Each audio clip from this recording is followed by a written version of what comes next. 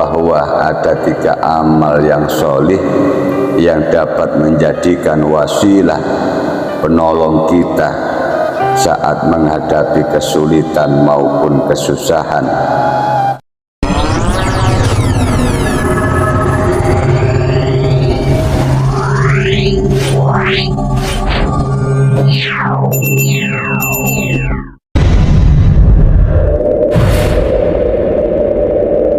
Santri Embangan Official.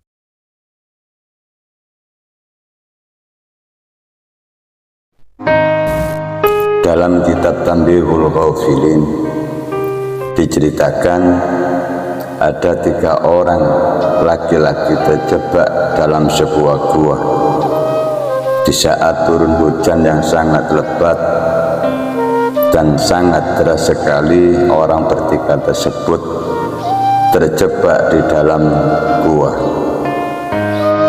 Malang nasib mereka karena saat kemudian ada batu besar terjatuh dan menutupi pintu gua mereka, sehingga tidak memungkinkan mereka bisa keluar gua kecuali ada bantuan dari orang lain atau dari luar gua. Jamaah rahimakumullah, dalam kepanikan seperti itu, karena mereka berpikir hanya Allah subhanahu wa ta'ala dan amal solih merekalah yang mampu menolongnya. Salah satu orang tersebut dari mereka akhirnya berdoa dan menyatakan bahwa pernah suatu ketika dia akan terperosok dalam perbuatan zina, namun dia sadar dan segera menghindar serta bertaubat. Ia berdoa kepada Allah, "Ya Allah, jika hal tersebut termasuk amal solih, maka sudilah kiranya Allah memberikan pertolongan pada kami." Lantas akhirnya batu besar tersebut yang menutup gua bergeser sedikit. Jamaah rahimakumullah, bergesernya yang pertama, batu tersebut tidak bisa keluar orang bertiga tersebut dikarenakan bergesernya sedikit.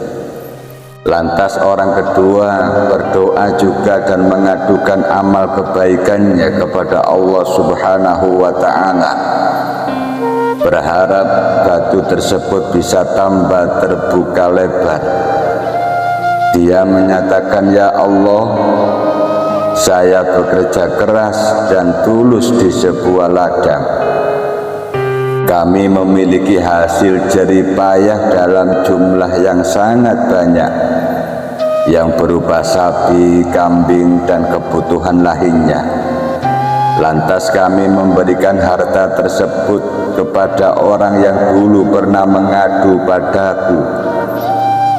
Dulu kami mempunyai karyawan mengadu kepadaku karena upah yang diberikan rasanya kurang." Orang tersebut kemudian menyatakan, "Ya Allah, jika amal tersebut adalah termasuk bagian amal yang solih, maka kami memohon kepadamu ya Allah untuk memberikan pertolongan kepada kami di saat terjebak di pintu gua tersebut." Jamaah rahimakumullah, tak lama kemudian batu tersebut bergeser sedikit lagi, akan tetapi orang 3 tersebut tetap tidak bisa keluar. Jamaah rahimakumullah, akhirnya orang yang ketiga kemudian berdoa juga dan menyampaikan amal kebaikannya, menyampaikan kepada Allah subhanahu wa ta'ala, "Ya Allah, di suatu malam dia kami mengirimi makanan. Kami membawa makanan dan membawa makanan tersebut kepada orang tua kami. Padahal saat itu kami masih mengembala kambing.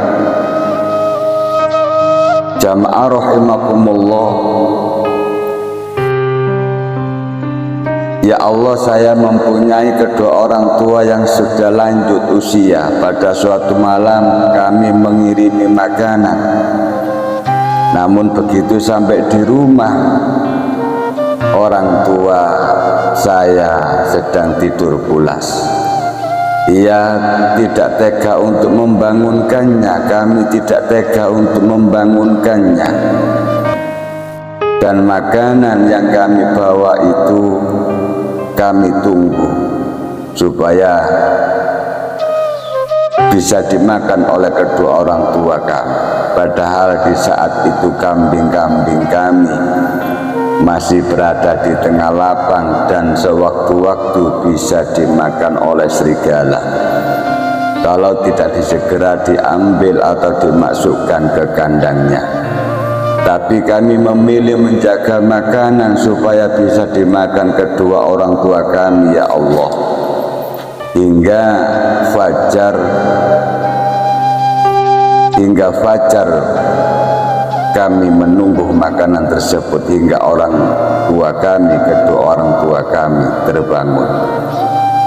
Orang ketiga lantas mengatakan, ya Allah, jika perbuatan tersebut termasuk amal yang sholih, hendaklah Allah menolong kami saat ini yang terjebak di dalam gua ini.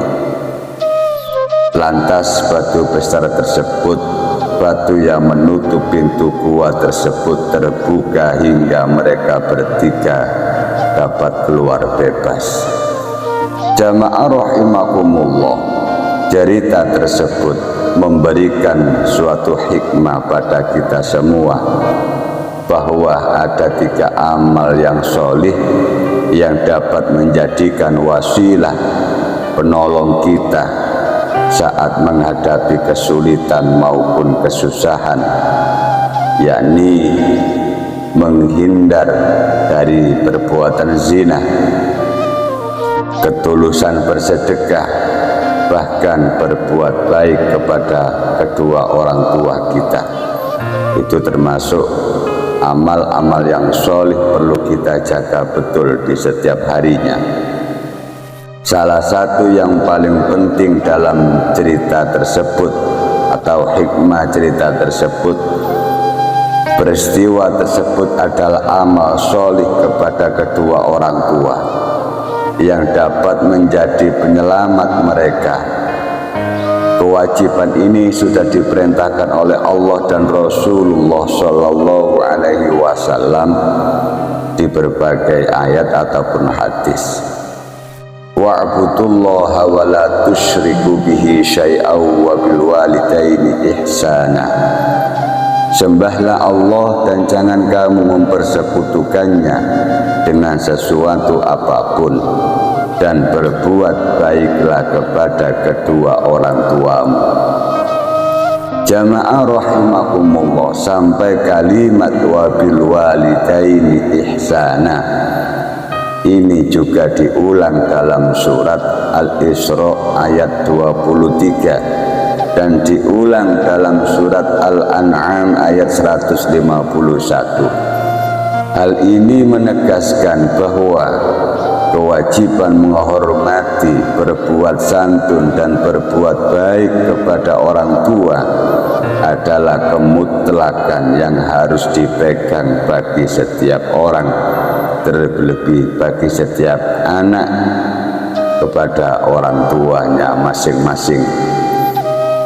Tentu saja kemampuan kita berbuat baik kepada kedua orang tua kita akan diganjar, akan dibalas oleh Allah dalam berbagai bentuk aspek, baik kebaikan di dunia maupun kebaikan di akhirat. Allah Subhanahu wa ta'ala memudahkan hidup kita, dan mungkin Allah akan memudahkan anak-anak kita, bahkan mungkin kita akan dimudahkan di dalam aspek rizkinya, diberi umur panjang dan berkah, dan diberikan keturunan dzurriyyah, anak-anak yang sholih sholihah. Jamaah rahimakumullah. Qala Rasul sallallahu alaihi wasallam, man ahabba ayyumitallahu bi'umrihi wa yazida fi rizqihi falyubirra walidayhi wal yusil rahimahu. Barang siapa yang berharap Allah akan menambahkan umur dan rizkinya, hendaklah berbakti kepada kedua orang tua dan menyambung hubungan sanak famili. Artinya apa? Berbuat baiklah kepada kedua orang tua kita masing-masing, bisa kita wujudkan dalam berbagai bentuk, seperti menghormati, berkata lembut, dan tidak gampang melukai perasaan kedua orang tua kita. Bahkan kita membantu atau memberi sedekah dan lain-lainnya, kebutuhan atau apa yang dibutuhkan oleh kedua orang tua kita. Kita serung dan kita sering menyuplai kedua orang tua kita. Orang tua kita bisa menjadi kunci kehidupan, baik kehidupan bagi anak-anaknya, keturunannya, baik di dunia maupun akhirat. Orang tua bisa menjadi kunci master di dalam dunia, di dalam kehidupan anak-anaknya, baik di dunia bahkan menuju di akhirat kelak. Berbakti kepada kedua orang tua tidak hanya ketika mereka berdua masih hidup, tetapi saat kedua orang tua kita telah tiada pun, kita tetap berbakti kepadanya. Walaupun orang tua kita sudah meninggal, tetap kita akan berbakti kepadanya. Tapi saat keduanya telah tiada pun, kita tetap berbakti dalam segala aspek.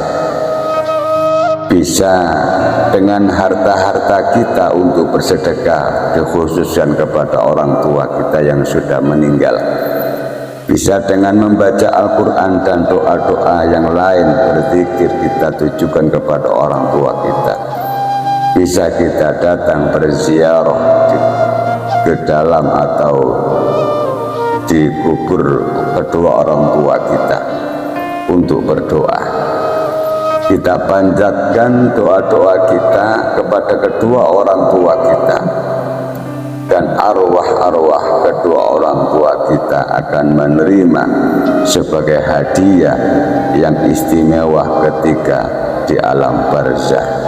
Jamaah rahimakumullah, orang tua untuk menyukupi anak-anaknya tidak gampang lelah, tidak peduli apapun risikonya.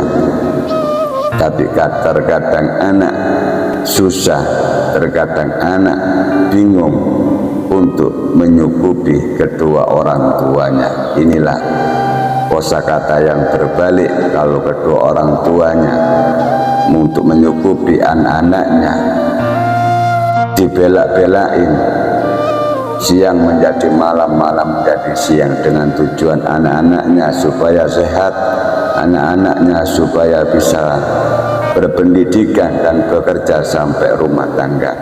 Terkadang orang tua kita sudah tua renta, mungkin tidak bisa apa-apa dan tidak bisa menghasilkan apa-apa.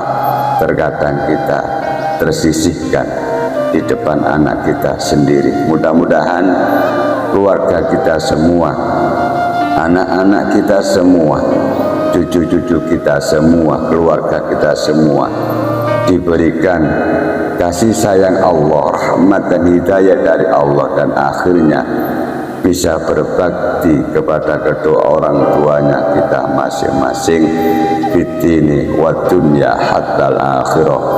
Salam Santri Embongan Official. Assalamualaikum warahmatullahi wabarakatuh.